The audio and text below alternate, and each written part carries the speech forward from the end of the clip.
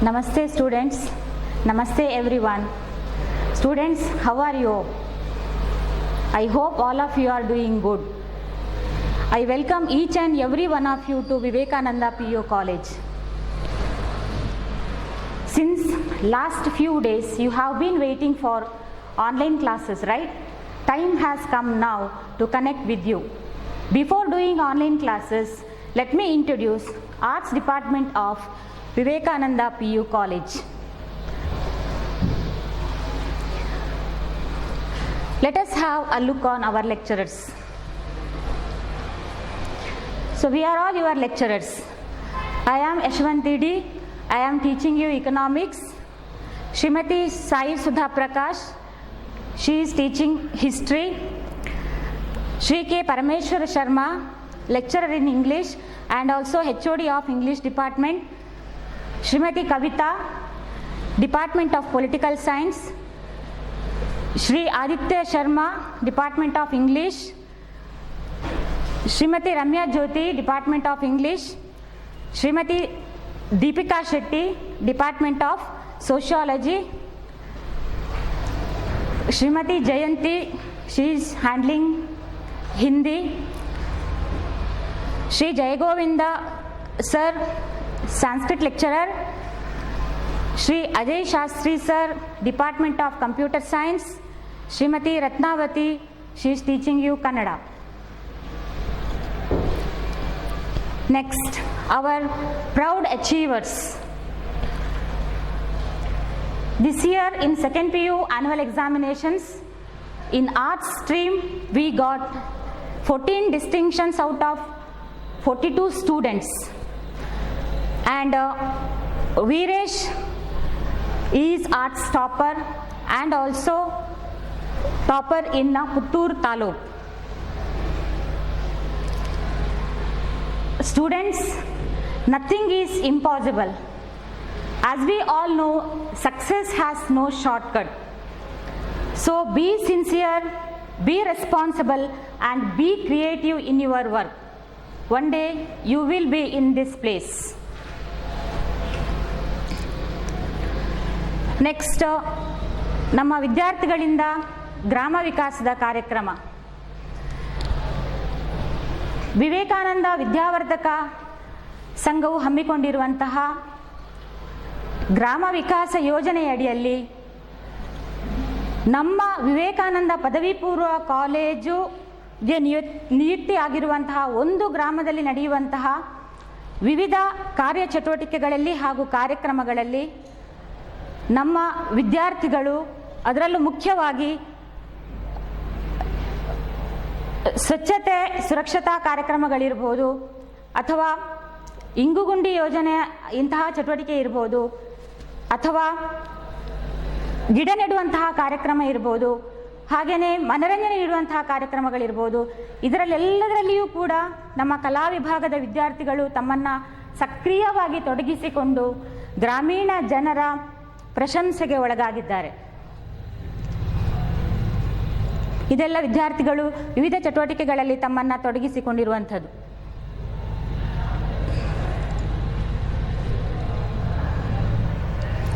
Next, with regard to arts association and also seminars. ಕಲಾ ವಿಭಾಗಕ್ಕೆ ಸೇರಿದಂತಹ ಪ್ರತಿಯೊಬ್ಬ ವಿದ್ಯಾರ್ಥಿಯ ಸರ್ವತೋಮುಖ ಬೆಳವಣಿಗೆಗೆ ಹಾಗೂ ವಿದ್ಯಾರ್ಥಿಯ ಪ್ರತಿಭೆಗೆ ಒಂದು ಅವಕಾಶವನ್ನು ಕಲ್ಪಿಸುವಂತಹ ದೃಷ್ಟಿಯಿಂದ ಕಲಾ ವಿಭಾಗದಲ್ಲಿ ಕಲಾ ಸಂಘವು ಕಾರ್ಯನಿರ್ವಹಿಸ್ತಾ ಇದೆ. ಸೊ ಈ ಕಲಾ ಸಂಘದ ಅಡಿಯಲ್ಲಿ ವಿದ್ಯಾರ್ಥಿಗಳಿಗೆ ವಿವಿಧ ಸ್ಪರ್ಧೆಗಳನ್ನು ಹಾಗೂ ವಿವಿಧ ಕಾರ್ಯಕ್ರಮಗಳನ್ನು ನೀಡ್ತಿದ್ದೇವೆ. ಪ್ರತಿಯೊಬ್ಬ ವಿದ್ಯಾರ್ಥಿಯೂ ಕೂಡ ಈ ಒಂದು ಕಲಾ ಸಂಘದ ಅಡಿಯಲ್ಲಿ ನಡೆಯುವಂತಹ ವಿವಿಧ ಕಾರ್ಯಕ್ರಮಗಳಲ್ಲಿ ಭಾಗವಹಿಸಿ ತನ್ನನ್ನು ತಾನು ಬೆಳೆಸಬೇಕು ಅನ್ನುವಂಥದ್ದು ನಮ್ಮೆಲ್ಲರ ಆಶಯ. ಜೊತೆಗೆ ವಿವಿಧ ವಿಷಯಗಳ ಮೇಲೆ ನುರಿತರನ್ನು ಅಥವಾ ಸಂಪನ್ಮೂಲಗಳನ್ನು ಕರೆಸಿ ಆರ್ಟ್ಸ್ ವಿದ್ಯಾರ್ಥಿಗಳಿಗೆ ಉಪನ್ಯಾಸ ಕಾರ್ಯಕ್ರಮವನ್ನು ಕೂಡ ನೀಡ್ತಾ ಇದ್ದೇವೆ. ಸೊ ಇದೆಲ್ಲವೂ ಕೂಡ ವಿದ್ಯಾರ್ಥಿಗಳು ವಿವಿಧ ಕಾರ್ಯಕ್ರಮಗಳ ಚಟುವಟಿಕೆಗಳಲ್ಲಿ ಭಾಗವಹಿಸಿರುವಂಥದ್ದು. Next, orphanage and industrial visit. ಪಠ್ಯದ ಜೊತೆಗೆ ಪಠ್ಯ ಪೂರಕ ಚಟುವಟಿಕೆಯಾಗಿ ಕಲಾ ವಿಭಾಗದ ವಿದ್ಯಾರ್ಥಿಗಳಿಗೆ ಸಣ್ಣ ಸಣ್ಣ ಕೈಗಾರಿಕೆಗಳಿಗೆ ಭೇಟಿ ನೀಡುವುದು, ಅಂದರೆ ಸ್ಟಡಿ ವಿಸಿಟ್ನ ಅಂಡರಲ್ಲಿ ಸಣ್ಣ ಸಣ್ಣ ಕೈಗಾರಿಕೆಗಳಿಗೆ ಭೇಟಿ ನೀಡುವುದು, ಜೊತೆಗೆ ವೃದ್ಧಾಶ್ರಮ ಹಾಗೂ ಅನಾಥಾಶ್ರಮಗಳಿಗೆ ಭೇಟಿ ನೀಡುವಂಥದ್ದು.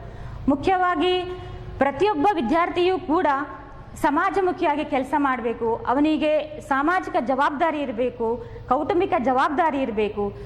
ಈ ಹಿನ್ನೆಲೆಯಲ್ಲಿ ನಾವು ನಮ್ಮ ವಿದ್ಯಾರ್ಥಿಗಳನ್ನು ವೃದ್ಧಾಶ್ರಮ ಮತ್ತು ಅನಾಥಾಶ್ರಮಕ್ಕೆ ಕರ್ಕೊಂಡು ಹೋಗ್ತಾ ಇದ್ದೇವೆ. ಸೊ ವೃದ್ಧರ ಬದುಕು ಯಾವ ರೀತಿ ಇದೆ, ಯಾಕೆ ಅವರ ಆಶ್ರಮ ಸೇರಿಕೊಂಡು, ಅದರ ಹಿನ್ನೆಲೆ ಏನು ಕಷ್ಟ ಅನುಭವಿಸಿದ್ರು.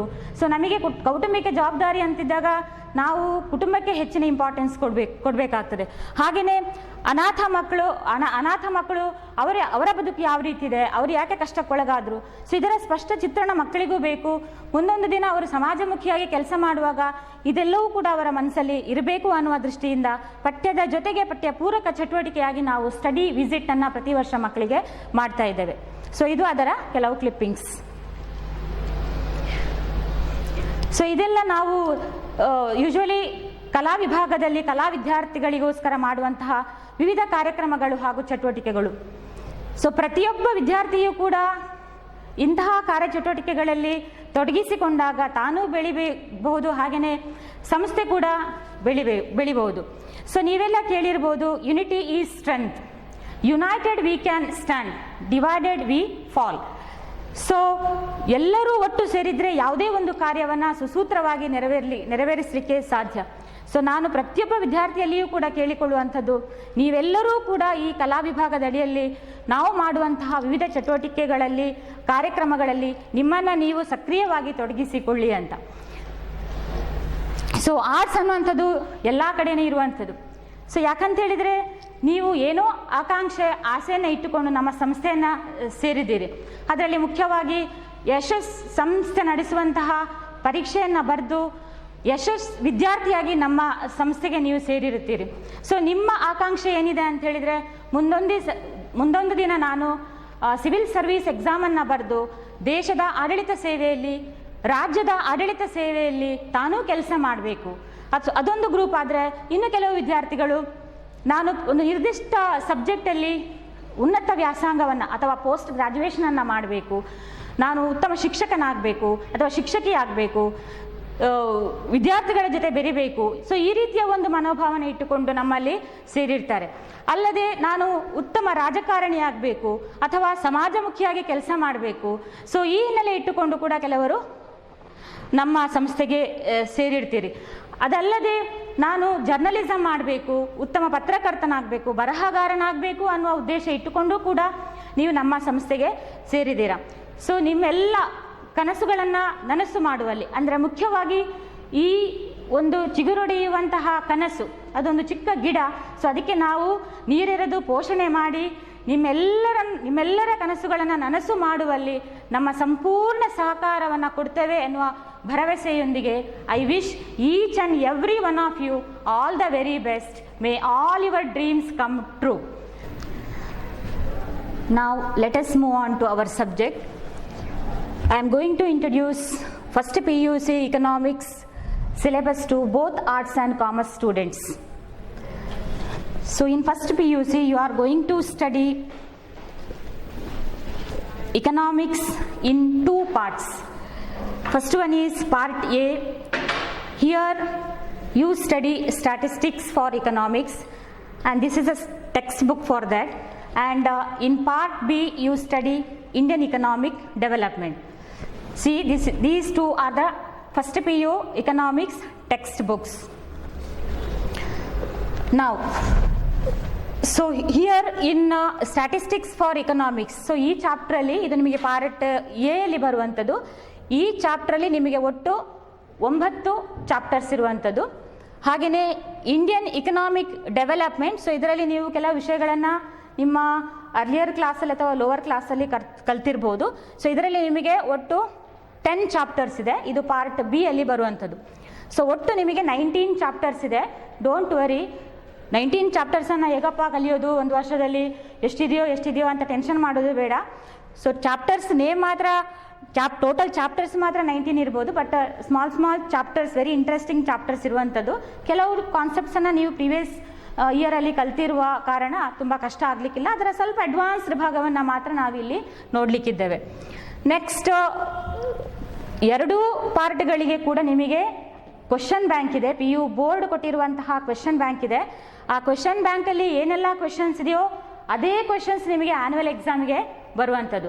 ಸೊ ಔಟ್ಸೈಡ್ ಬೇರೆ ನಾನು ಓದಬೇಕಾ ಅದು ಇದು ಅಂತ ನಿಮಗೆ ಗೊಂದಲ ಇದ್ದರೆ ಆ ರೀತಿ ಏನೂ ವರಿಬೇಡ. ಸೊ ಈ ಒಂದು 2 ಪಾರ್ಟ್ಗಳಿಗೆ ಏನು ಕ್ವಶನ್ ಬ್ಯಾಂಕನ್ನು PU ಬೋರ್ಡ್ ಕೊಟ್ಟಿದೆಯೋ ಅದರ ಮೇಲೆ ನೀವು ವರ್ಕ್ ಮಾಡಿದರೆ ಖಂಡಿತವಾಗಿಯೂ ನಿಮಗೆ ಇಕನಾಮಿಕ್ಸಲ್ಲಿ 100 ಸ್ಕೋರ್ ಮಾಡ್ಬೋದು. ಸೊ ನಿಮಗೆ ಕ್ವಶನ್ ಪೇಪರ್ ಪ್ಯಾಟರ್ನ್ ಬಗ್ಗೆ ಹೇಳೋದಿದ್ರೆ ನೀವು ಈ ಹಿಂದೆ ಸಣ್ಣ ಕ್ಲಾಸಲ್ಲಿ ಹೇಗೆ multiple choice, fill in the blank, match the following ಗೆ ಆನ್ಸರ್ ಮಾಡಿರ್ತೀರೋ ಹಾಗೆ ಇಲ್ಲಿಯೂ ಕೂಡ PU 2 ವರ್ಷಗಳಲ್ಲಿ ನೀವು ಮಲ್ಟಿಪಲ್ ಚಾಯ್ಸ್ ಇಲ್ಲಿ 100 ಮಾರ್ಕ್ಸ್ಗೆ ಹೇಳಿದ್ರೆ ಮಲ್ಟಿಪಲ್ ಚಾಯ್ಸ್ 5 ಕ್ವಶನ್ಸ್ ಇದೆ. ಹಾಗೆ ಅಲ್ಲಿ 4 ಆಪ್ಷನ್ ಕೊಟ್ಟಿರ್ತಾರೆ, ಅದರಲ್ಲಿ ವಿಚ್ ಒನ್ ಈಸ್ ರೈಟ್ ಅದನ್ನು ನೀವು ಆಯ್ಕೆ ಮಾಡಬೇಕು. ಹಾಗೆಯೇ fill in the blank 5 question ಇದೆ, ಅದಕ್ಕೆ ಯಾವುದೇ ರೀತಿ ಚಾಯ್ಸ್ ಇರಲ್ಲ ಈ ಮಲ್ಟಿಪಲ್ ಚಾಯ್ಸ್ ಮತ್ತು ಫಿಲ್ ಇನ್ ದ ಬ್ಲ್ಯಾಂಕ್ ಇದಕ್ಕೆ. ಸೊ ಅದರಲ್ಲಿ 5 ಕ್ವಶನ್ ಇದೆ, ನೀವು ಎಲ್ಲವನ್ನ ನೀವು ಆನ್ಸರ್ ಮಾಡಬೇಕು. ಅದು ನೀವು ಕಲಿತು ಬರೀಬೇಕಾಗ್ತದೆ ಆ ಫಿಲ್ ಇನ್ ದ ಬ್ಲ್ಯಾಂಕ್ ಎಲ್ಲಿ ಕೊಟ್ಟಿರ್ತಾರೋ ಅಲ್ಲಿ ಆನ್ಸರನ್ನು. ಹಾಗೆಯೇ ನಿಮಗೆ ಮ್ಯಾಚ್ ದ ಫಾಲೋವಿಂಗ್ ಅಂತಿದೆ, ಅದನ್ನು ನೀವು ಮ್ಯಾಚ್ ಮಾಡುವಂಥದ್ದು, ಯಾವುದು ರೈಟ್ ಆನ್ಸರ್ ಅದನ್ನು ಮ್ಯಾಚ್ ಮಾಡುವಂಥ ಅದು 5 ಕ್ವಶನ್ಸ್ ಇದೆ. ಸೊ ಇಷ್ಟೋ ಪಾರ್ಟ್ಸ್ಗೆ ನಿಮಗೆ ಯಾವುದೇ ರೀತಿ ಚಾಯ್ಸ್ ಇರಲ್ಲ. ನೆಕ್ಸ್ಟ್ 1 ಮಾರ್ಕಿನ ಪ್ರಶ್ನೆ ಅದು 5 ಇದೆ, ಅಲ್ಲಿಯೂ ನಿಮಗೆ ಚಾಯ್ಸ್ ಇರಲ್ಲ, ಅದನ್ನು ನೀವು ಕಂಪಲ್ಸರಿ ನೀವು ಅದನ್ನು ಬರೀಬೇಕಾಗ್ತದೆ.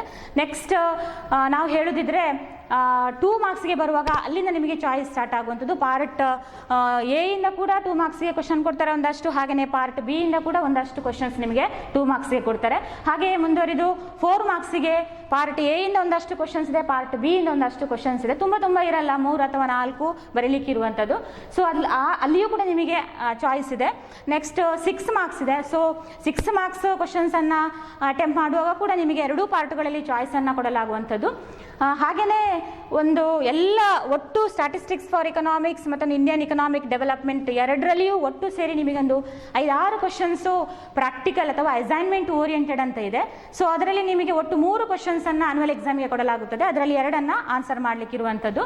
ಸೊ ಅದಕ್ಕೆ ಒಂದು ಕ್ವಶನ್ಗೆ 5 ಮಾರ್ಕ್ಸ್ ಇರುವಂಥದ್ದು. ಸೊ ಈ ರೀತಿ ನಿಮಗೆ ಕ್ವಶನ್ ಪೇಪರ್ ಪ್ಯಾಟರ್ನ್ ಆನ್ಯುವಲ್ ಎಕ್ಸಾಮಿಗೆ ಬರುವಂಥದ್ದು. ಅದಕ್ಕಿಂತ ಮುಂಚೆ ನಾವು 25 ಮಾರ್ಕಿಗೆ 50 ಮಾರ್ಕಿಗೆ ಹೀಗೆ ಎಕ್ಸಾಮನ್ನು ಮಾಡ್ತಿರ್ತೇವೆ. ನಿಮ್ಮ ಮಾರ್ಕ್ಸನ್ನು ಪೇರೆಂಟ್ಸ್ಗೆ ನಾವು ಮೆಸೇಜ್ ಮೂಲಕ ತಿಳಿಸ್ತೇವೆ. ಸೊ ಪ್ರತಿಯೊಬ್ಬರು ಕೂಡ ಹಾರ್ಡ್ ವರ್ಕ್ ಮಾಡುವಂಥದ್ದು that is very important. So ನೀವು ಬೇರೆಯವರನ್ನು ಕಂಪೇರ್ ಮಾಡಬೇಡಿ, ನಿಮಗೆ ನಿಮ್ಮದೇ ಆದ ಯುನೀಕ್ ಫೀಚರ್ ನಿಮ್ಮಲ್ಲಿ ಇರುವಂಥದ್ದು. ಸೊ ಅದರ ಮೇಲೆ ವರ್ಕ್ ಮಾಡಿ. ನಿಮಗೇನಾದರೂ ಡೌಟ್ಸ್ ಇದ್ದರೆ ಆವಾಗ ನೀವು ಡಿಪಾರ್ಟ್ಮೆಂಟಿಗೆ ಬಂದು ನಿಮ್ಮ ಡೌಟ್ಸನ್ನು ಕ್ಲಿಯರ್ ಮಾಡ್ಕೊಳ್ಬೇಕು. ಸೊ ಕ್ಲಾಸಲ್ಲಿ 580 590 ಮಕ್ಕಳಿದ್ದಾರೆ, ನಾನು 400 ರೇಂಜಲ್ಲಿರೋದು, ನಾನು ಕಲಿತೇನಾ ಇಲ್ವಾ, ಈ ರೀತಿಯ ಅನುಮಾನಗಳು ಬಿಗಿನಿಂಗಲ್ಲಿ ಮಕ್ಕಳಿಗೆ ಆಗುವಂಥದ್ದು. ಮತ್ತು ನೋಡುವಾಗ 400 ಮಕ್ಕಳು 500 ಹತ್ತಿರ ಬರುವಂತಹ ಎಷ್ಟೋ ಮಕ್ಕಳು ನಮ್ಮ ಕಣ್ಣಿಗೆ ಕಂಡಿದ್ದಾರೆ. ಸೊ ಹಾಗಿರುವಾಗ ನೀವು ಅದರ ಬಗ್ಗೆ ಯಾವುದೇ ರೀತಿಯ ಹೆಸಿಟೇಷನ್ ಬೇಡ. ಮತ್ತು ನಾನು ನಿಮಗೆ ಹೇಳಿದೆ ಯಾವ ರೀತಿ ಸಬ್ಜೆಕ್ಟ್ಸನ್ನು ಹ್ಯಾಂಡಲ್ ಮಾಡ್ತೇವೆ. ನಿಮಗೀಗ ಅನುಮಾನ ಇರ್ಬೋದು, ನಾವು ಕನ್ನಡ ಮೀಡಿಯಮಿಂದ ಬಂದಿರ್ಬೋದು, ನಮಗೆ ಇಂಗ್ಲೀಷಲ್ಲೆಲ್ಲ ಎಕ್ಸ್ಪ್ಲೇನ್ ಮಾಡ್ತಾರಾ ಅಂತ. ಖಂಡಿತವಾಗಿಯೂ ಇಲ್ಲ. ನಾವು ಕನ್ನಡ ಮತ್ತು ಇಂಗ್ಲೀಷ್ ಮೀಡಿಯಮ್ 2 ಲ್ಯಾಂಗ್ವೇಜಲ್ಲಿಯೂ ಕೂಡ ನಿಮಗೆ ಅನುಕೂಲ ಆಗುವ ರೀತಿಯಲ್ಲಿ ಎಕ್ಸ್ಪ್ಲೇನ್ ಮಾಡ್ತೇವೆ. ಹಾಗೆಯೇ ಇಂಗ್ಲೀಷ್ ಮೀಡಿಯಮಲ್ಲಿ ಬರೆಯುವಂಥ ಮಕ್ಕಳಿಗೆ ನಾವು ನೋಟ್ಸನ್ನು ಕೊಡ್ತೇವೆ. ಸೊ ಆರ್ಟ್ಸ್ನ ಮಕ್ಕಳಿಗೂ ಇಕನಾಮಿಕ್ಸ್ ಇರುವಾಗ ಅವರು ಕೆಲವು ಮಕ್ಕಳು ತುಂಬ ಕಷ್ಟ ಅಂತ ಅನಿಸಿದಾಗ ಕನ್ನಡದಲ್ಲಿ ಬರಿಬೋದಾ ಅನ್ನೋ ಒಂದು ಆಪ್ಷನನ್ನು ಕೇಳಿದಾಗ ನಾವು ಅದಕ್ಕೂ ಅನುಮತಿ ಕೊಡ್ತೇವೆ. ಕನ್ನಡದಲ್ಲಿ ಬರೆದ ಮಕ್ಕಳು ಕೂಡ ಒಳ್ಳೆಯ 500 ಮೇಲೆ ಅಂಕ ತೆಗೆದು ಡಿಸ್ಟಿಂಕ್ಷನಲ್ಲಿ ಪಾಸಾದವರು ಇದ್ದರು. ಸೊ ಆ ವಿಷಯದಲ್ಲಿ ನಿಮಗೆ ಯಾವುದೇ ರೀತಿ ಅನುಮಾನ ಬೇಡ. ಸೊ ನಿಮಗೆ 2 ವರ್ಷಗಳಲ್ಲಿ ನಿಮ್ಮ PU ಲೈಫಲ್ಲಿ ಯಾವುದೇ ರೀತಿ ತೊಂದರೆ ಆಗದಾಗೆ ಎಲ್ಲ ಲೆಕ್ಚರರ್ಸ್ ನಾವು ಸಬ್ಜೆಕ್ಟ್ ಅಥವಾ ಬೇರೆ ವಿಷಯದ ಕುರಿತು ಕೂಡ ಸಾಕಷ್ಟು ಸಹಕಾರವನ್ನು ಕೊಡ್ತೇವೆ.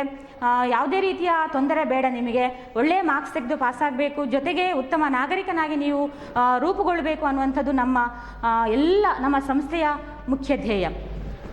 ಸೊ ಇದಿಷ್ಟು ನಿಮಗೆ ಸಿಲೆಬಸ್ನ ಬಗ್ಗೆ. I am going to explain Statistics for Economics. It comes under part A. In that, first chapter is Introduction. So what is economics? The term economics is derived from 2 Greek words, oikos and nomos. The term economics is derived from 2 Greek words, oikos, or it can be also pronounced like ecos and nomos. Oikos means household. Nomos means management.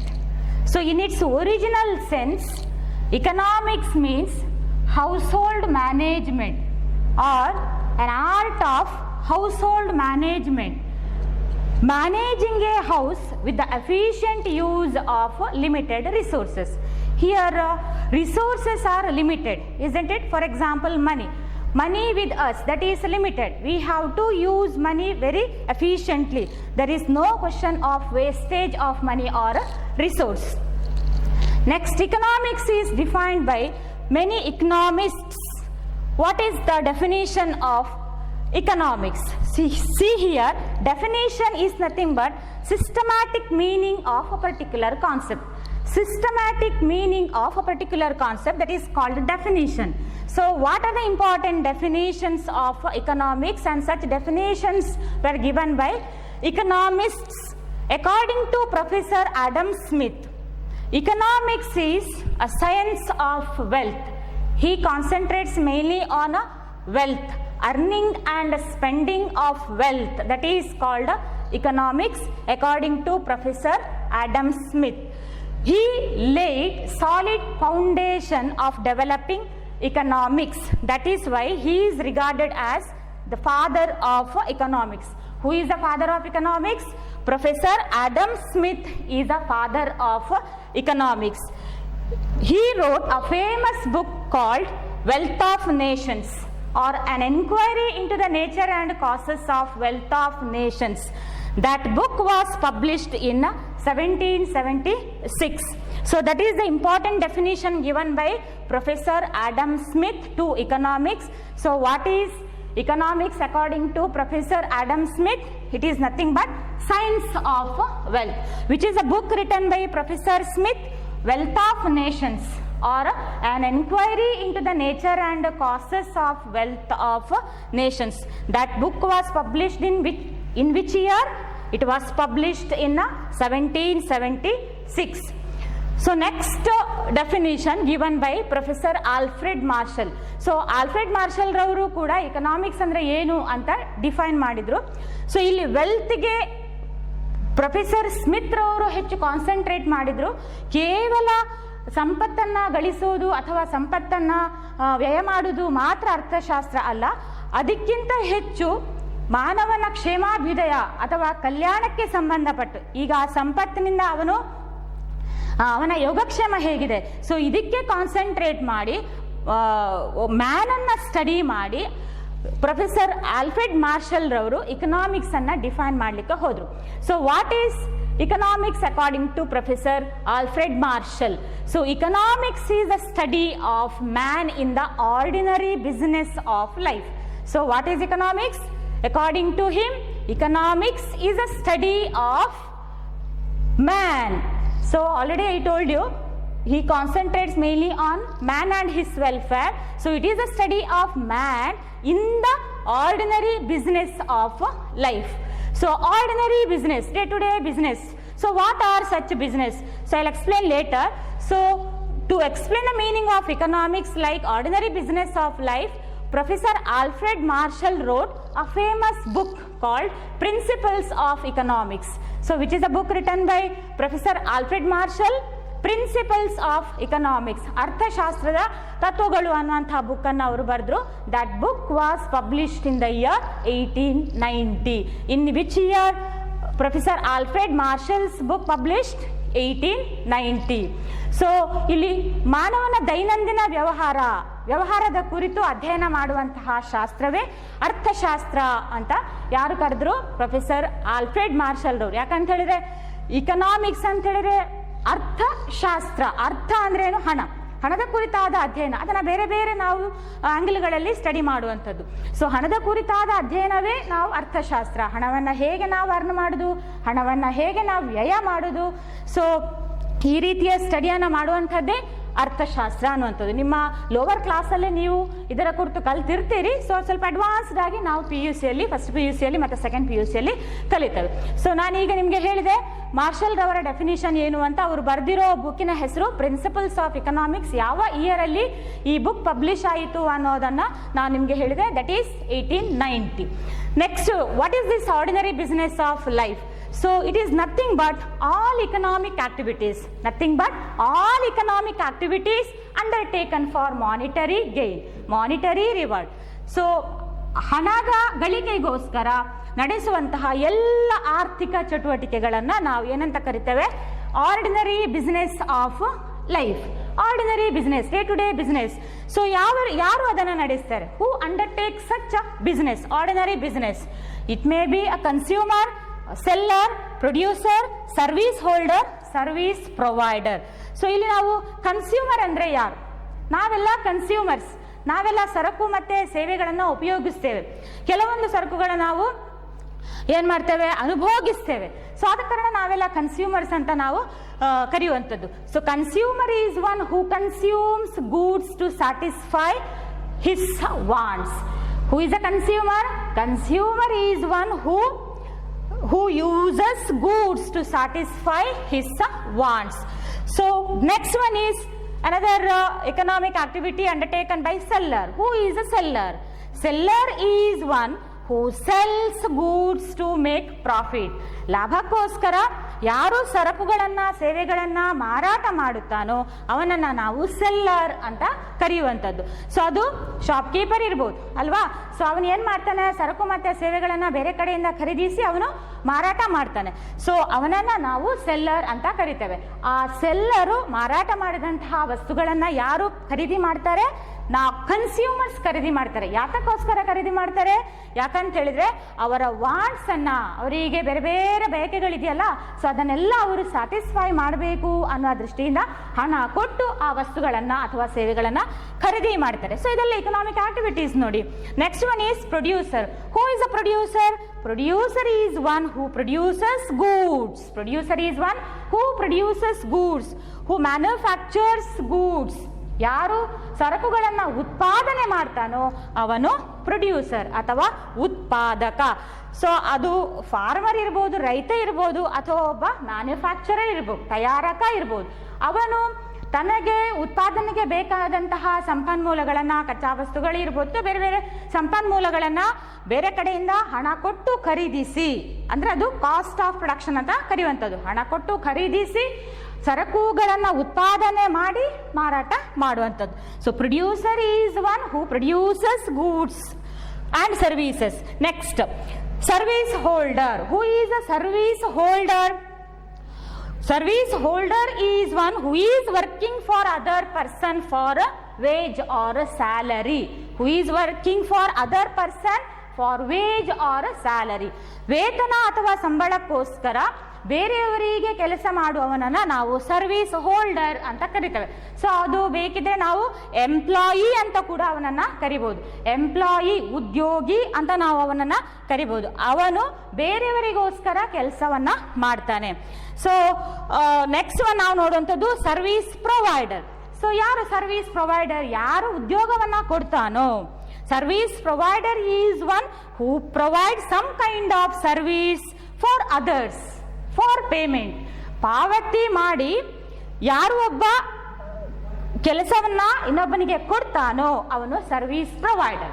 ನೋಡಿ, ಅವನಿಗೆ ಕೊಡುವಂತಹ ಇನ್ನೊಬ್ಬನಿಗೆ ಸೇವೆಯನ್ನ ಕೊಡ್ತಾನೆ. So ಅದಕ್ಕೆ ಅವನು ಏನ್ ಮಾಡ್ತಾನೆ? ಪೇಮೆಂಟ್ ಕೂಡ ಮಾಡ್ತಾನೆ. So service provider is one who provide some kind of service for others for a payment. So ನಾವು ಎಕ್ಸಾಂಪಲ್ ಹೇಳಿದ್ರೆ ಲಾಯರ್ ಇರ್ಬೋದು, ಬ್ಯಾಂಕರ್ ಇರ್ಬೋದು, ಅಥವಾ ಟ್ಯಾಕ್ಸಿ ಡ್ರೈವರ್ ಇರ್ಬೋದು. ಸೊ ಇವರೆಲ್ಲ ಈ ಆರ್ಡಿನರಿ ಬಿಸ್ನೆಸ್ ಆಫ್ ಲೈಫ್ ಅಲ್ಲಿ ಪಾಲ್ಗೊಳ್ಳುವವರು. ಅಂದ್ರೆ ಈ ಇಕನಾಮಿಕ್ ಆಕ್ಟಿವಿಟೀಸ್ ಅನ್ನ ಅಂಡರ್ಟೇಕನ್ ಮಾಡುವಂಥದ್ದು ಅದು only for monetary gain. Suppose monetary gain ಇಲ್ಲದಿದ್ರೆ ಅದೇನಂತ ಕರೆಸ್ಕೊಳ್ಳೋದು? ಅದು ಫ್ರೀ ಸರ್ವಿಸ್ ಅಂತ ಕರೆಸ್ಕೊಳ್ಳೋದು. ನಾನ್ ಇಕನಾಮಿಕ್ ಆಕ್ಟಿವಿಟಿ ಅಂತ ಅದನ್ನು ನಾವು ಕರಿತೇವೆ. ಸೊ ಇದು ಅರ್ಥ ಆಯ್ತಲ್ಲ ಈ concept? So what is ordinary business of life? It is nothing but all economic activities undertaken for a monetary gain.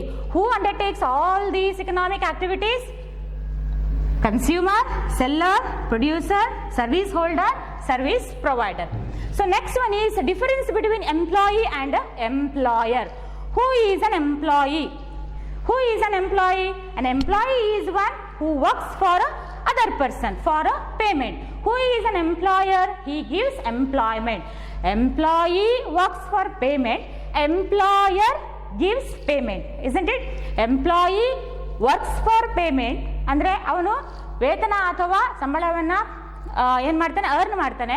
Employer ಉದ್ಯೋಗ ಕೊಡ್ತಾನೆ, ಉದ್ಯೋಗ ಕೊಡುವಾಗ ವೇತನವನ್ನು ಇನ್ನೊಬ್ಬನಿಗೆ ಕೊಡ್ತಾನೆ. So next one is concept of scarcity. So what is this scarcity? ಕೊರತೆಯ ಪರಿಕಲ್ಪನೆ. So ಏನಿದು ಕೊರತೆ ಅಂತ ಹೇಳಿದ್ರೆ, ಕೊರತೆ is nothing but or scarcity is nothing but limited resources. So ನಮ್ಮಲ್ಲಿರುವ wants, our wants are many. We have bundle of wants. Our wants are unlimited, but resources to satisfy our wants are limited. Resources to satisfy our wants are limited. So resources are limited, our wants are unlimited. So can we satisfy all our wants at a time? That is not at all possible. Why? Because resources are limited. Scarcity.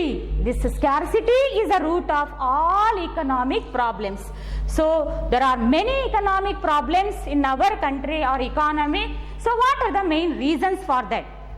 So what are the main reasons? These reasons or reason, that is only because of scarcity we face many economic problems. Scarcity, that is the root of all economic problems. These scarce resources ಅಂದ್ರೆ ಕೊರತೆಯಲ್ಲಿರುವಂತಹ resources, ಸಾಮಾನ್ಯವಾಗಿ ನಾವು ಇದನ್ನ resources ಅಥವಾ means ಅಂತ ಕರಿತೇವೆ, MEANS means ಅಂತ ಕರಿತೇವೆ, ಅಥವಾ ಫ್ಯಾಕ್ಟರ್ಸ್ ಅಂತ ಕರಿತೇವೆ. ಯೂಶಲಿ ಎಕನಾಮಿಕ್ಸ್ ಅಲ್ಲಿ there are 4 factors of production: land, labour, capital, organisation. ಭೂಮಿ, ಶ್ರಮ, ಬಂಡವಾಳ, ಮತ್ತೊಂದು ಸಂಘಟನೆ. ಇಷ್ಟು ನಾವು ಮುಖ್ಯವಾಗಿ ನೋಡುವಂತಹ ಫ್ಯಾಕ್ಟರ್ಸ್ ಆಫ್ ಪ್ರೊಡಕ್ಷನ್. ಅದನ್ನೇ ನಾವು ರಿಸೋರ್ಸಸ್ ಅಂತ ಕರಿತೇವೆ. ಆ ರಿಸೋರ್ಸಸ್ ನಮಗೆ ಇರುವಂಥದ್ದು ಬೇಕಾದಷ್ಟು ಇಲ್ಲ, ಅದು ಮಿತವಾಗಿದೆ. ಸೊ ಆ ಮಿತ ಸಂಪನ್ಮೂಲಗಳನ್ನು ನಾವು ವೇಸ್ಟ್ ಮಾಡದೆ ಜಾಗರೂಕತೆಯಿಂದ ಬಳಸಿಕೊಂಡು ಅಥವಾ ಎಫಿಷಿಯೆಂಟ್ ಆಗಿ ಅದನ್ನು ಯೂಸ್ ಮಾಡಿಕೊಂಡು ನಮ್ಮ ಮ್ಯಾಕ್ಸಿಮಮ್ ವಾಂಟ್ಸ್ ಅನ್ನ ಸ್ಯಾಟಿಸ್ಫೈ ಮಾಡಲಿಕ್ಕೆ ನೋಡಬೇಕು. So these scarce resources have alternative uses. So one example, that is land. ಭೂಮಿಗೆ ಹಲವಾರು ಬಳಕೆ ಇದೆ ಅಲ್ವಾ? ಭೂಮಿಯನ್ನು ನಾವು ಬೇರೆ ಬೇರೆ ಉದ್ದೇಶಕ್ಕೋಸ್ಕರ ಬಳಸ್ತೇವೆ. It can be used for cultivation, or it can be used for construction work, or it can be used for growing forest. So ಬೇರೆ ಬೇರೆ ಉದ್ದೇಶಕ್ಕೋಸ್ಕರ ನಾವು ಈ ಭೂಮಿಯನ್ನು ಬಳಸ್ತೇವೆ. ಆದರೆ supply of land is fixed. We can't increase or decrease land, isn't it? Its supply is fixed. Then how to make use of this limited resource, land? We have to make use of this limited resource efficiently.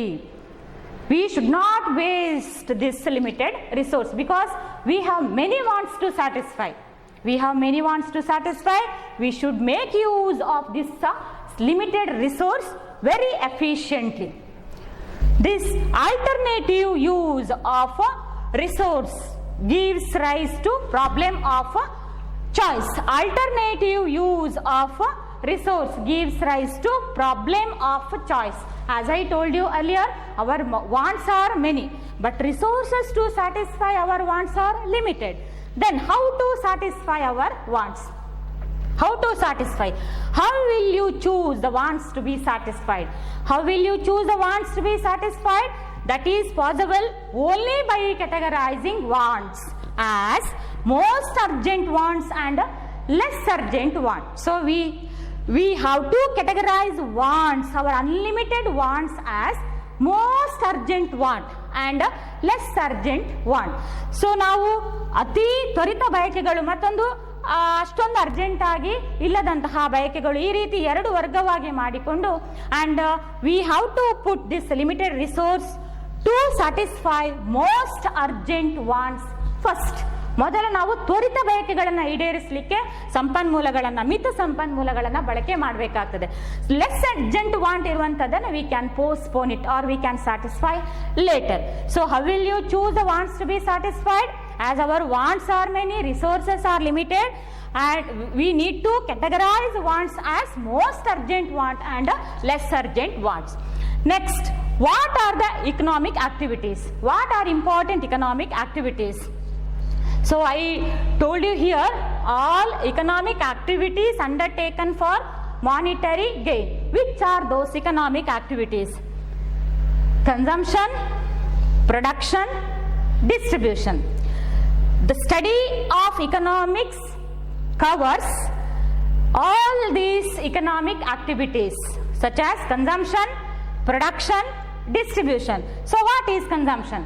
Consumption means using of goods and services to satisfy human wants. ಮಾನವನ ಬಯಕೆಗಳನ್ನು ಈಡೇರಿಸುವುದಕ್ಕೋಸ್ಕರ ಸರಕು ಮತ್ತೆ ಸೇವೆಗಳನ್ನು ಬಳಸುವ ಪ್ರಕ್ರಿಯೆಗೆ ನಾವೇನಂತ ಕರಿತೇವೆ? Consumption ಅಂತ ಕರಿತೇವೆ. So what is production? ಉತ್ಪಾದನೆ ಅಂದ್ರೆ ಏನು? Creation of utility to a commodity or manufacturing things or creation of something out of something else. ಯಾವುದರಿಂದಲೋ ಏನನ್ನೋ ಉತ್ಪಾದನೆ ಮಾಡುವುದು ಅಥವಾ ಸರಕುಗಳನ್ನು ತಯಾರಿಕೆ ಮಾಡುವಂತಹ ಪ್ರಕ್ರಿಯೆ ಅಥವಾ ಒಂದು ಸರಕಿಗೆ ತುಷ್ಟುಗುಣವನ್ನು ಹೆಚ್ಚಿಸುವಂತಹ ಪ್ರಕ್ರಿಯೆ. ಫಾರ್ ಎಕ್ಸಾಂಪಲ್, ಇದೊಂದು ಕ್ಲೋತ್. ಈ ಕ್ಲೋತ್ ಆಗುವುದಕ್ಕಿಂತ ಮುಂಚೆ ಇದೊಂದು ರಾ ಮೆಟೀರಿಯಲ್ ಕಾಟನ್ ಆಗಿತ್ತು. ಸೊ ಅದನ್ನ ಕ್ಲೋತ್ಗೆ ಕನ್ವರ್ಟ್ ಮಾಡಿದಾಗ ರಾ ಮೆಟೀರಿಯಲ್ ಇಂದ ಸಿಗುವ ತೃಪ್ತಿ ಅಥವಾ ಯುಟಿಲಿಟಿ ಮತ್ತು ಈ ಬಟ್ಟೆಯಿಂದ ಸಿಗುವಂತಹ ಯುಟಿಲಿಟಿ ಅದು ಎರಡು ಒಂದೇನಾ ಅಥವಾ ಬೇರೆ ಬೇರೆನಾ? ಖಂಡಿತವಾಗಿಯೂ ಬೇರೆ ಬೇರೆ. ಅದರಿಂದ ಕಮ್ಮಿ ಯುಟಿಲಿಟಿ ಸಿಕ್ಕಿದ್ರೆ ಈ ಬಟ್ಟೆ ರೂಪಕ್ಕೆ ಅದು ಕನ್ವರ್ಟ್ ಆದಾಗ ಅದರಿಂದ ಹೆಚ್ಚು ಯುಟಿಲಿಟಿ ಸಿಗೋದು. ಈಗ ರಾ ಮೆಟೀರಿಯಲ್ ಇಂದ ನಾವು ಬಟ್ಟೆ ಮಾಡಿದ್ದೇವೆ ಅಲ್ವಾ? So creation of utility to a commodity, that is called production. So next one is distribution. What is this distribution? So distribution is nothing but sharing of national income or GDP, sharing of income to all the factors of production which are used in production process. ಉತ್ಪಾದನಾ ಪ್ರಕ್ರಿಯೆಯಲ್ಲಿ ಬಳಸಿದಂತಹ ಎಲ್ಲ ಉತ್ಪಾದನಾಂಗಗಳಿಗೆ ನಾವು ಏನು ಪಾವತಿ ಮಾಡ್ತೇವೆ, ಯಾವ ರೂಪದಲ್ಲಿ national income ಅನ್ನು ಡಿಸ್ಟ್ರಿಬ್ಯೂಟ್ ಮಾಡ್ಬೋದು? ಭೂಮಿಗೆ ನಾವು ದೇಣಿ ಕೊಡ್ಬೋದು, ಹಾಗೆಯೇ ನಾವು ಲೇಬರನ್ನು ಉತ್ಪಾದನೆಯಲ್ಲಿ ಬಳಸಿದ್ರೆ ಅದಕ್ಕೆ ನಾವು ಕೂಲಿ ಕೊಡಬೇಕು ಅಥವಾ ವೇತನ ಅಂತ ಕರಿತೇವಲ್ಲ, ಕೂಲಿ ಕೊಡಬೇಕು. ಬಂಡವಾಳವನ್ನು ನಾವು ಉತ್ಪಾದನೆಯಲ್ಲಿ ಬಳಸಿದಾಗ ಅದಕ್ಕೆ ಬಡ್ಡಿ ಕೊಡಬೇಕು ಅಥವಾ ಇಂಟ್ರೆಸ್ಟ್ ಅಂತ ನಾವು ಕರಿತೇವೆ. ಹಾಗೆಯೇ ಆರ್ಗನೈಸೇಷನ್, ಸಂಘಟನೆಯನ್ನು ನಾವು ಉತ್ಪಾದನಾ ಪ್ರಕ್ರಿಯೆಯಲ್ಲಿ ಬಳಸಿದ್ರೆ, ಅಂದರೆ ಉತ್ಪಾದನೆ ಆದ ನಂತರ ಅದನ್ನು ಮಾರುವ ಪ್ರಕ್ರಿಯೆಯಲ್ಲಿ ನಾವು ಸಂಘಟನೆಯನ್ನು ಹೆಚ್ಚು ನೋಡ್ತೇವೆ. ಸೊ ಅವರಿಗೆ ಅವರು ಏನು ಎಕ್ಸ್ಪೆಕ್ಟ್ ಮಾಡ್ತಾರೆ? ಅವರು ಪ್ರಾಫಿಟ್ ಅನ್ನು ಎಕ್ಸ್ಪೆಕ್ಟ್ ಮಾಡ್ತಾರೆ. ಸೊ ಅವರಿಗೆ ಲಾಭವನ್ನು ಕೊಡಬೇಕು.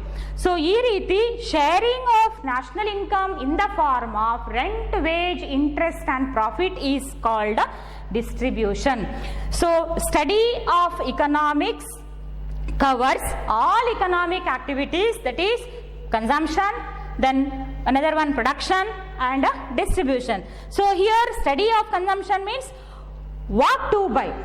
Consumer has limited income, then he has to decide what to buy, what are the prices of goods. He has to choose between different goods and services.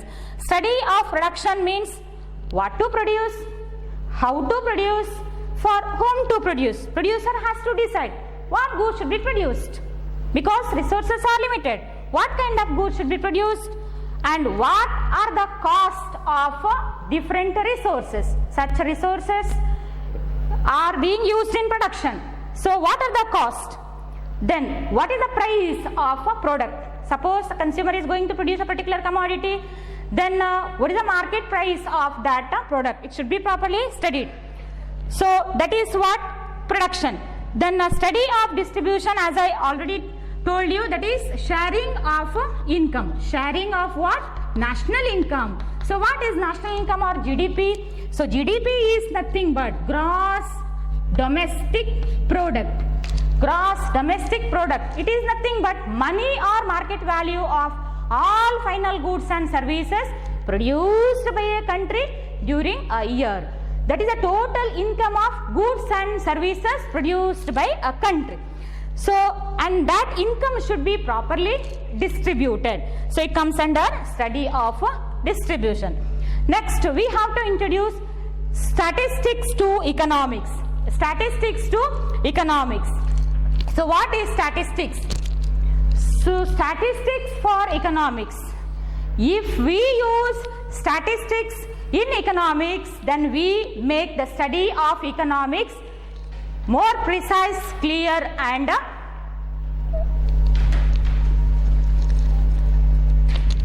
definite. So statistics means, or it can be defined in two senses, in plural sense and a singular sense. So here it is given in plural sense. So in plural sense, statistics refers to numerical facts systematically collected. What is statistics in plural sense? Numerical facts systematically collected. So ಅರ್ಥಶಾಸ್ತ್ರದಲ್ಲಿ ಸಂಖ್ಯಾಶಾಸ್ತ್ರವನ್ನು ನಾವು ಯಾಕೆ ಬಳಸಬೇಕು? ಆರ್ಥಿಕ ಸಂಗತಿಗಳನ್ನು ನಾವು numbers ಅಲ್ಲಿ study ಮಾಡಿದಾಗ ಅದು ತುಂಬಾ ಇಫೆಕ್ಟಿವ್ ಆಗೋದು, ಒಬ್ಬನಿಗೆ ಅದು ತುಂಬಾ ಈಸಿಯಾಗಿ ಅರ್ಥ ಆಗೋದು. ಸೊ ಆ ನಂಬರ್ಸ್ ಅಲ್ಲಿ ನಾವು ಆರ್ಥಿಕ ಸಂಗತಿಗಳನ್ನ ಸ್ಟಡಿ ಮಾಡೋದಕ್ಕೆ ಈ ಸಂಖ್ಯಾಶಾಸ್ತ್ರವನ್ನ ನಾವು ಅರ್ಥಶಾಸ್ತ್ರದಲ್ಲಿ ಬಳಸ್ತೇವೆ. ಸೊ ಹಾಗಾದ್ರೆ ಸಂಖ್ಯಾಶಾಸ್ತ್ರ ಅಂತ ಹೇಳಿದ್ರೆ ಏನು? ಸೊ ಅದನ್ನ ಪ್ಲೂರಲ್ ಸೆನ್ಸ್ ಅಲ್ಲಿ ಯಾವ ರೀತಿ ನಾವು ಅರ್ಥೈಸಬಹುದು? ನ್ಯೂಮೆರಿಕಲ್ ಫ್ಯಾಕ್ಟ್ಸ್ ಸಿಸ್ಟಮ್ಯಾಟಿಕಲಿ ಕಲೆಕ್ಟೆಡ್, ಅಂಶಗಳನ್ನ ಕ್ರಮಬದ್ಧವಾಗಿ ನಾವು ಏನ್ ಮಾಡುವಂಥದ್ದು? ಸಂಗ್ರಹಿಸಲ್ಪಡುವುದಕ್ಕೆ. ಸೊ ಕ್ರಮಬದ್ಧವಾಗಿ ಹೇಗೆ ಸಂಗ್ರಹಿಸಬೇಕು ಅನ್ನೋದನ್ನ ನಾನು ಮುಂದಿನ ಕ್ಲಾಸಲ್ಲಿ ಹೇಳ್ತೇನೆ. ಸೊ ನ್ಯೂಮೆರಿಕಲ್ ಅಂದ್ರೆ ನಂಬರ್, ಫ್ಯಾಕ್ಟ್ಸ್ ಅಂದ್ರೆ ಸಂಗತಿಗಳು. ಅದನ್ನ ನಾವು ಯಾವ ರೀತಿ ಕ್ರಮಬದ್ಧವಾಗಿ ಏನ್ ಮಾಡ್ತೇವೆ? ಕಲೆಕ್ಟ್ ಮಾಡ್ತೇವೆ. ಅದನ್ನ ನಾವು ಸಂಖ್ಯಾಶಾಸ್ತ್ರ ಅಂತ ಕರಿತೇವೆ. ಸೊ ಅದು ಡೇಟಾ ಇರ್ಬೋದು, ಅಥವಾ ನಂಬರ್ಸ್ ಇರ್ಬೋದು, ಅಥವಾ ಈಕ್ವೇಶನ್ ಇರ್ಬೋದು. All these are being used in statistics. Data, numbers, equations are being used in statistics. So next one, I hope it is understood what is statistics. ನಾನು ಏನು ಸ್ಟ್ಯಾಟಿಸ್ಟಿಕ್ಸ್ಗೆ ಮೀನಿಂಗ್ ಹೇಳಿದ್ನೋ ಅರ್ಥ ಆಯ್ತು ಅಂತ ಅಂದ್ಕೊಳ್ತೇನೆ. ಸೊ ನೀವು ಇದನ್ನ ಪ್ರೀವಿಯಸ್ ಕ್ಲಾಸಲ್ಲಿ ಕಲ್ತಿರ್ಬೋದು, ನಿಮ್ಮ ಲೋವರ್ ಕ್ಲಾಸಲ್ಲಿ ಇದನ್ನು ಕಲ್ತಿರ್ಬೋದು, ಮತ್ತೊಮ್ಮೆ ನಾವು ರಿವೈಸ್ ಮಾಡಿದಾಗೆ ಅದು ಬೇಸಿಕ್ ಕಾನ್ಸೆಪ್ಟ್ ಆದ ಕಾರಣ. ಸೊ ಅದರ ಸ್ವಲ್ಪ ಮುಂದುವರೆದ ಭಾಗವನ್ನು ನಾವಿಲ್ಲಿ ಸ್ಟಡಿ ಮಾಡಲಿಕ್ಕೆ ಹೋಗ್ತೇವೆ. ನೆಕ್ಸ್ಟ್ ಇದರಲ್ಲಿ ನಾವು ಆರ್ಥಿಕ ದತ್ತಾಂಶವನ್ನ ನಾವು ನಂಬರ್ಸ್ ಅಲ್ಲಿ ಕಲಿಯುವಂಥದ್ದು. ಸೊ ಆರ್ಥಿಕ ದತ್ತಾಂಶ ಅಂತ ಹೇಳಿದ್ರೆ it is nothing but economic facts expressed in numbers. ಆರ್ಥಿಕ ಸಂಗತಿಗಳನ್ನ ನಾವು ಅಂಕಿಅಂಶಗಳ ರೂಪದಲ್ಲಿ ವ್ಯಕ್ತಪಡಿಸೋದು. For example population over the years, ನಾವು ಅವಾಗ ಸ್ಟ್ಯಾಟಿಸ್ಟಿಕ್ಸ್ ಕೊಡ್ಬೇಕು, ಫಿಗರ್ಸ್ ಕೊಡ್ಬೇಕು ಅಲ್ವಾ? ರೀಸೆಂಟ್ ಆಗಿ ನಮ್ಮ ಪಾಪ್ಯುಲೇಷನ್ ಎಷ್ಟು ಅಂತ ಹೇಳಿದ್ರೆ ಅರೌಂಡ್ 130 crore ಅಂತ ಬಂದಾಗ ದಿಸ್ 130 ಅನ್ನುವಂಥದ್ದು ಏನದು? ಅದು ಡೇಟಾ, ನಂಬರ್ ಅಲ್ವಾ, ಸ್ಟ್ಯಾಟಿಸ್ಟಿಕ್ಸ್. ಸೊ ಅವಾಗ ನಾವು ಅದನ್ನ ನಮ್ಮ ಅರ್ಥಶಾಸ್ತ್ರವನ್ನ ಈಸಿಯಾಗಿ ಅರ್ಥ ಮಾಡಿಕೊಳ್ಬಹುದು ನಾವು ಸ್ಟ್ಯಾಟಿಸ್ಟಿಕ್ಸ್ ಅನ್ನ ಬಳಸಿದಾಗ. So what is economic data? It means economic facts expressed in numbers. Then how to classify statistical data? Classification of statistical data. So there are two types of statistical data. They are quantitative data and qualitative data. Quantitative data and qualitative data. So ಪರಿಮಾಣಾತ್ಮಕ ದತ್ತಾಂಶ ಮತ್ತೊಂದು ಗುಣಾತ್ಮಕ ದತ್ತಾಂಶ. So what is qualitative data? It means data if expressed in quantity. If expressed in quantity, ಪ್ರಮಾಣದಲ್ಲಿ ನಾವು ಡೇಟಾವನ್ನು express ಮಾಡಿದ್ರೆ ಅದನ್ನು ನಾವು ಕ್ವಾಂಟಿಟೇಟಿವ್ ಡೇಟಾ ಅಂತ ಕರಿತೇವೆ. For example rice production that is 39 million tons ಅಂತಿದ್ರೆ ದಿಸ್ 39 ಅನ್ನುವಂಥದ್ದು ನಾವೇನಂತ ಕರಿತೇವೆ? ಅದನ್ನ ಕ್ವಾಂಟಿಟಿ, million tons, 39 million tons ಅನ್ನುವಂಥದ್ದು ನಾವು ಕ್ವಾಂಟಿಟಿಯಲ್ಲಿ ಎಕ್ಸ್ಪ್ರೆಸ್ ಮಾಡುವಂಥದ್ದು, ಅದನ್ನ ನಾವು ಕ್ವಾಂಟಿಟೇಟಿವ್ ಡೇಟಾ ಅಂತ ಕರಿತೇವೆ. ನೆಕ್ಸ್ಟ್ ನಾವು ನೋಡುವಂಥದ್ದು qualitative data. So if data are expressed in quality or attributes, ಗುಣಲಕ್ಷಣಕ್ಕೆ ಅನುಗುಣವಾಗಿ ನಾವು ಡೇಟಾವನ್ನ ಎಕ್ಸ್ಪ್ರೆಸ್ ಮಾಡಿದ್ರೆ, ವ್ಯಕ್ತಪಡಿಸಿದ್ರೆ, ಅವಾಗ ಅದನ್ನ ನಾವು ಕ್ವಾಲಿಟೇಟಿವ್ ಡೇಟಾ, ಅದನ್ನು ನಾವು ಇಕನಾಮಿಕ್ಸ್ ಅಲ್ಲಿ ಯೂಸ್ ಮಾಡ್ತೇವೆ. ಫಾರ್ ಎಕ್ಸಾಂಪಲ್ ಒಂದು ಅಷ್ಟು ಮಂದಿ ವರ್ಕರ್ಸ್ ಇದ್ದಾಗ ನಾವು ಅಥವಾ ವರ್ಕರ್ಸ್ ಅನ್ನ ನೇಮಕ ಮಾಡ್ಕೊಳ್ಬೇಕು ಅಂತಿದ್ರ, how many are skilled, how many are unskilled ಅಂತ, how many are educated, how many are uneducated, how many are intelligence, ಹೀಗೆ ನಾವು ಬೇರೆ ಬೇರೆ ಕ್ಯಾಟಗರಿ ಮಾಡ್ತಾ ಹೋಗುವಂಥದ್ದು. ಸೊ ಅದು ಎಲ್ಲಿ ಬರುವಂಥದ್ದು, ಕ್ವಾಲಿಟೇಟಿವ್, ಕ್ವಾಲಿಟಿಗೆ ಅನುಗುಣವಾಗಿ ನಾವು ಕ್ಲಾಸಿಫೈ ಮಾಡುವಂಥದ್ದಕ್ಕೆ ಕ್ವಾಲಿಟೇಟಿವ್ ಡೇಟಾ ಅಂತ ಕರಿತೇವೆ. ಅಥವಾ ಒಂದು ಕ್ಲಾಸಲ್ಲಿ ಮಕ್ಕಳಿದ್ರೆ ಅವರನ್ನು ಬಾಯ್ಸ್ ಮತ್ತು ಗರ್ಲ್ಸ್ ಅಂತ ನಾವು ಕೆಟಗರೈಸ್ ಮಾಡ್ತೇವೆ. ಸೊ ಇದು ಎಲ್ಲಿ ಬರುವಂಥದ್ದು, ಕ್ವಾಲಿಟೇಟಿವ್ ಡೇಟಾದಲ್ಲಿ ಬರುವಂಥದ್ದು. Next one is very important concept, importance of statistics in economics, importance of statistics in economics. So how can we use statistics in economics to make the study of economics easy with the help of numbers? Let us discuss that one by one. So statistics helps to present economic facts in precise, exact and definite form. So with the help of statistics we can present economic facts precise and exact form. ಹೌದಲ್ಲ, ನಾವು ಅದನ್ನ ನಿಖರವಾಗಿ ಸ್ಪಷ್ಟವಾಗಿ ಏನ್ ಮಾಡಬಹುದು, numbers ರೂಪದಲ್ಲಿ ಆರ್ಥಿಕ ಅಂಶಗಳನ್ನು, ಆರ್ಥಿಕ ಸಂಗತಿಗಳನ್ನು ನಾವು ವ್ಯಕ್ತಪಡಿಸಲಿಕ್ಕೆ ನಮಗೆ ಈಸಿ ಆಗೋದು. ಎಲ್ಲೋ ಒಂದ್ ಕಡೆ ಆಕ್ಸಿಡೆಂಟ್ ಆಯಿತು, ಅದರಲ್ಲಿ ಒಂದಷ್ಟು ಮಂದಿ ಸತ್ರಂತೆ, ಒಂದಿಷ್ಟು ಮಂದಿ ಗಾಯಗೊಂಡ್ರಂತ ಹೇಳೋದಕ್ಕಿಂತ ನಾವೇನು ಹೇಳ್ಬೋದು, ಒಂದು 20 ಪೀಪಲ್ ಡೈಡ್ 10 ಇಂಜೂರ್ಡ್ ಅಂತ ಹೇಳಿದಾಗ ದಟ್ 20-10 ಅನ್ನುವಂಥದ್ದು ನಮಗೆ ಕ್ಲಿಯರ್ ಕಟ್ ಪಿಕ್ಚರ್ ಅನ್ನ ಕೊಡುವಂಥದ್ದು. ಆಕ್ಸಿಡೆಂಟ್ ಅಲ್ಲಿ ಇಷ್ಟು ಮಂದಿ, ಎಕ್ಸಾಕ್ಟ್ ನಂಬರ್ ಇಷ್ಟು ಮಂದಿ ಸತ್ರಂತೆ ಅನ್ನೋದು, ಸೊ ಇಷ್ಟು ಮಂದಿ ಗಾಯಗೊಂಡ್ರಂತೆ. ಸೊ ಇದು ನಮಗೆ ಸ್ವಲ್ಪ ಈಸಿಯಾಗಿ ಕನ್ವಿನ್ಸ್ ಆಗುವಂಥದ್ದು. So economic facts if expressed numerically it is more exact and it can be convinced easily, ಒಬ್ಬನಿಗೆ ಅದನ್ನು ಈಸಿಯಾಗಿ ಕನ್ವಿನ್ಸ್ ಮಾಡಲಿಕ್ಕೆ ಆಗುವಂಥದ್ದು. ಹಾಗೆಯೇ ನೆಕ್ಸ್ಟ್ ಇಂಪಾರ್ಟೆನ್ಸ್ ನಾವು ನೋಡಿದ್ರೆ, to study the relationship between economic variables, to study the relationship between economic variables. ಸೊ ಇಲ್ಲಿ ಆರ್ಥಿಕ ಚಲಕಗಳು ಅಂತ ನಾವಿಲ್ಲಿ ಕರಿತೇವೆ. ವೇರಿಯೇಬಲ್ ಅಂದ್ರೆ ಏನು? ವೇರಿಯೇಬಲ್ ಅಂತ ಹೇಳಿದ್ರೆ whose value changes from time to time. ಚಲಕ, ಚಲಕ ಅಂದ್ರೇನು? ಅದು ಬದಲಾವಣೆ ಆಗುವಂಥದ್ದು. ಆರ್ಥಿಕ ಚಲಕಗಳು ಅಂದ್ರೆ ಇಕನಾಮಿಕ್ ವೇರಿಯೇಬಲ್ಸ್ ಅಂತ ಹೇಳಿದ್ರೆ ಅಲ್ಲಿಯೂ ಕೂಡ ಕೆಲವು ಸಂಗತಿಗಳನ್ನು ನಾವು ನೋಡಬಹುದು. ಇಕನಾಮಿಕ್ ವೇರಿಯೇಬಲ್ಸ್ ಅಂದ್ರೆ ಯಾವುದು ಅಂತ ಬಂದವಾಗ ಡಿಮಾಂಡ್ ಇರ್ಬೋದು, ಪ್ರೈಸ್ ಇರ್ಬೋದು, supply, cost, profit, consumption, income, all these are economic variables. So how are these variable related? Can be easily explained with the help of statistics. Let us take for example demand and price. How these two variables are related? If the price of a commodity increases, demand decreases. If price of a commodity increases, if price of a commodity is very high, then demand for that commodity decreases. If price is less, then automatically demand increases. So what type of relationship exists between price and demand for that commodity? ಯಾವ ತರನಾದ ಸಂಬಂಧ ಇದೆ? ಬೆಲೆ ಹೆಚ್ಚಳ ಆದಾಗ ಬೇಡಿಕೆ ಏನಾಗ್ತದೆ? ಕಡಿಮೆ ಆಗ್ತದೆ. ಬೆಲೆ ಕಡಿಮೆ ಆದಾಗ ಬೇಡಿಕೆ ಆ ವಸ್ತುವಿಗೆ ಜಾಸ್ತಿ ಆಗ್ತದೆ. ಸೊ ಈ ರೀತಿಯ ಸಂಬಂಧ ನಾವು ಸ್ಟ್ಯಾಟಿಸ್ಟಿಕ್ಸ್ನ ಮೂಲಕ ಈಸಿಯಾಗಿ ಹೇಳ್ಬೋದು. ಸೊ ಯಾವ ತರನಾದ ಸಂಬಂಧ ಇಲ್ಲಿ ಇದೆ? ಸೊ ಇಲ್ಲಿ ಋಣಾತ್ಮಕ ಸಂಬಂಧ ಇದೆ. There exist negative relationship between ಯಾವುದು? ಪ್ರೈಸ್ ಮತ್ತೆ ಡಿಮಾಂಡ್. ಸಪ್ಲೈ ಮತ್ತೆ ಪ್ರೈಸ್ ಅನ್ನ ತಗೊಂಡ್ರೆ, ವೆನ್ ಪ್ರೈಸ್ ಇನ್ಕ್ರೀಸಸ್, ಸೆಲ್ಲರ್ ಅವನಿಗೆ ಯಾವಾಗ ಹೆಚ್ಚು ಮಾರಾಟ ಮಾಡ್ತಾನೆ? ಮಾರುಕಟ್ಟೆಯಲ್ಲಿ ವಸ್ತುವಿನ ಬೆಲೆ ಹೆಚ್ಚಿದ್ದಾಗ ಅವನು ಹೆಚ್ಚು ಮಾರಾಟ ಮಾಡ್ತಾನೆ. When price increases, seller wants to sell more. When price decreases, seller sells less. So what type of relationship exist between supply and price here? There exists direct relationship between price and supply. So this kind of relationship can be easily understood with the help of statistics. Next one is to reduce mass data into few figures. So with the help of statistics, mass data, bulk data can be reduced to few figures. How is it possible? For example, it is very difficult to remember national income data, right? If it is reduced to average income, then one can be easily remembered. So how to reduce that bulk data or mass data to few figures? There is a formula. How to calculate that? For example,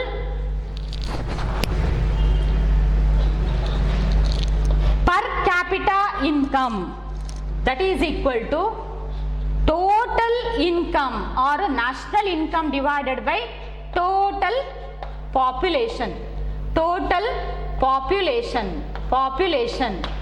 So in this way we can reduce, by using different formulas, we can reduce bulk data to few figures.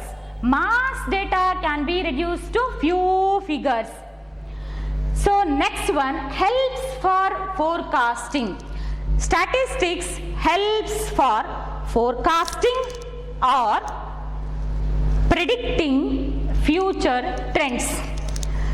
So how?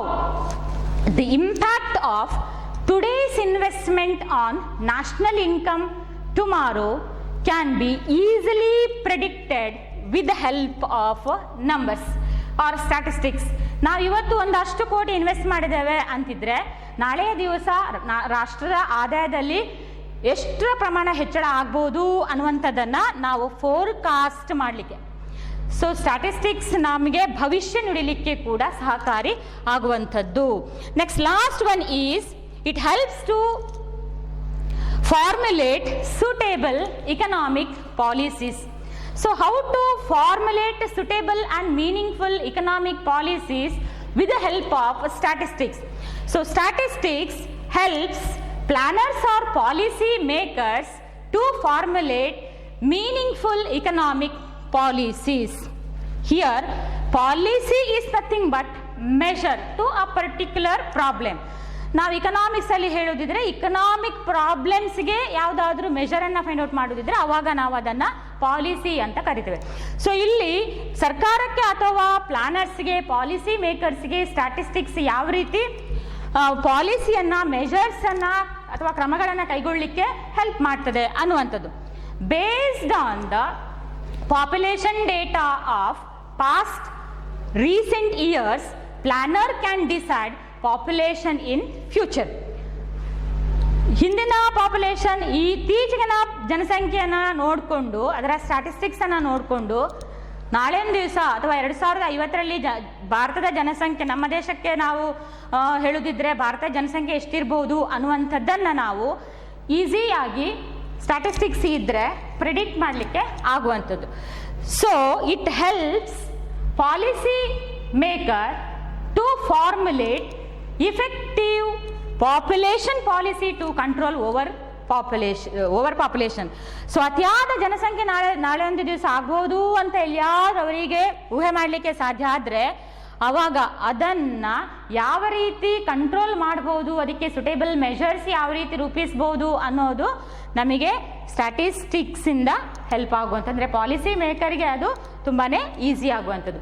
So all these are importance of statistics in the economics. So just we recall the points.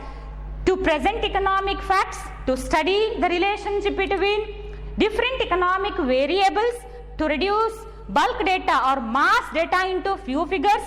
It helps for forecasting or predicting future things. Then it helps to formulate economic policies. I hope the concept is clear to you. That is introduction, and this is the first chapter. And to this chapter you have question bank. ನಿಮಗೆ ಈ ಚಾಪ್ಟರಿಗೆ PU ಬೋರ್ಡಿಂದ ಕೊಟ್ಟಿರುವಂತಹ question bank ಇದೆ. So ಅದರಲ್ಲಿ ಏನು ಕ್ವಶನ್ಸನ್ನು ಕೊಟ್ಟಿದ್ದಾರೋ ಅಷ್ಟು ಕ್ವಶನ್ಸಿಗೆ ನೀವು answer ಮಾಡಿದರೆ ನಿಮಗೆ ಈ ಫಸ್ಟ್ ಚಾಪ್ಟ್ರಲ್ಲಿ ಬರುವಂತಹ ಎಲ್ಲ ವಿಷಯಗಳನ್ನು ಕವರ್ ಮಾಡ್ಬೋದು. ಸೊ ನಿಮಗೆ ಏನಾದರೂ ಡೌಟ್ಸ್ ಇದ್ದಾವಾಗ ನಾನು ನೋಟ್ಸ್ ಹಾಕ್ತೇನೆ. ಡೌಟ್ಸ್ ಇದ್ದರೆ ನನಗೆ ಕೇಳಿ, ನಾನು ಅದನ್ನು ಕ್ಲಿಯರ್ ಮಾಡ್ತೇನೆ.